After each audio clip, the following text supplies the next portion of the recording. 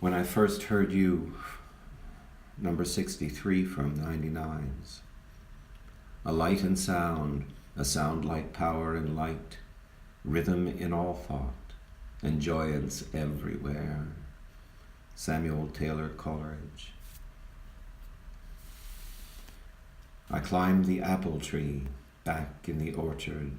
She had a branch where I could lay and lounge, a soft and cupping dip, a curve above the hip, a place of quiet where our Hereford herd found the shade from summer on cool and grassless ground between the upper pasture and the spring that always cooled the water in the pond. The turtles baked, the frogs began to sing. There's something ancient in the memory the trout hide from the surface of the pond, hover deep below, searching for a shadow, for cooler depths, a shading maple tree in the hot July, where sunlight can't be found, so hot the air is hazing, and salt sweat clouds the eyes, or drops on sun-streaked ground, where the rich green earth is sizzling. The apple bark was rough, the branch was low, the legs were strong, height gave no resistance. Something nearly mystic, surely atavistic, called me upward from the ground below. I pulled my weight, nimble and elastic, onto the cradling branch. I balanced there to watch the Herefords breathing slow and rhythmic, in a midday trance. They seemed content and simple in their being. The roans and whites are blending with the ground. Those doe eyes, those long lashes start to close. They'd circled in small pods, their white heads sway and nod.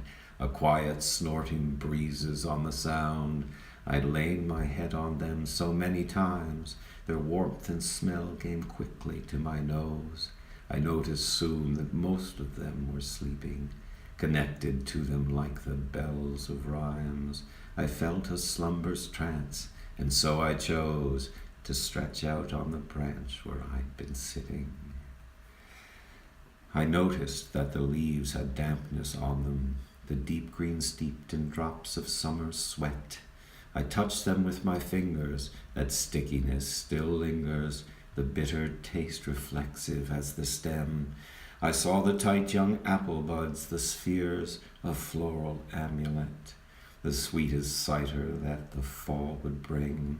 Imagining it beside the cow-corn ears, I cannot quite forget that here was where and when I came to seeing. Cradled on that rough-scaled apple tree, clinging to it but in perfect balance, in the warming pillow of the bark, I felt a spinal spark light the very light that I could see, as though the atoms in it made of me their valence and melded me into another thing, fused me and infused me with a spirit in interlocked dependence, and all at once the light began to sing. The particles of light appeared like diamonds that moved as though a river in a stream. Layers, layered layers, thick as evening prayers, a sea of tiny islands and floating tidal waves. And I could hear the surf sound of a dream. I could hear the sound of everything. I could see the way the stillness moves, the colors there, the blue, the clear, the green, the roans and whites, and everything was breathing. I sizzled as the sun rays shot their shafts. I wrestled on the branch as though a leaf. Some smiling thing had overwhelmed my being, and I began to ride the breeze's drafts as I lay drifting in these seas of light. The wonderment did not require belief, content in everything. My lips turned into smiles, my smiles to laughs. I heard the voice of light, of sheer delight, and you are here whenever I may sing.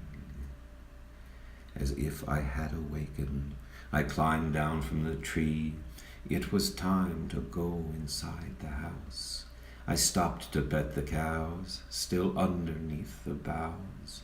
They turned their heads toward me, they were my friends. Together they arose, and as I left, I could feel them watching. I turned to wave, and light leapt off my hands. And just before the opened door was closed, I turned again. All of them were lowing.